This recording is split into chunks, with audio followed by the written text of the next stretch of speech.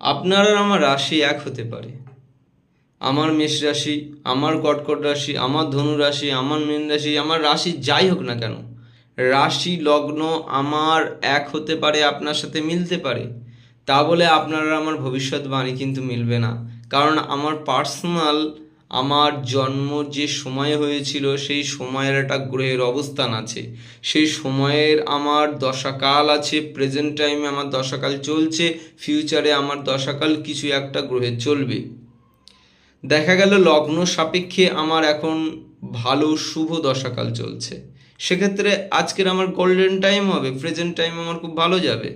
কিন্তু দেখা গেল যে লগ্ন সাপেক্ষে কোনো কোনো মানুষের ভালো সময় চলছে না, অর্থাৎ লগ্ন সাপেক্ষে অশুভ গ্রহের দশাকাল চলছে, সেক্ষেত্রে তাদের এখন ব্যাড টাইম, খারাপ সময় যাচ্ছে।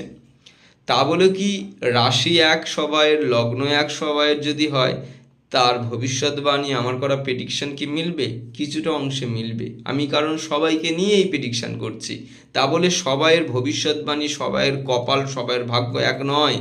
যে যার personal time, date of birth রয়েছে, সেই টাইম, ডেট অফ বার্থের মধ্যে তার নিজস্ব গ্রহের অবস্থান, রাশি, লগ্ন, দশাকাল রয়েছে। তার উপরে বিচার করে সঠিক যথাযথ প্রেডিকশন করা যায়, তার ভবিষ্যৎ বাণী করা যায়, তার অতীত বলা যায়, তার বর্তমান টাইম কেমন চলছে সেটা বলা যায়।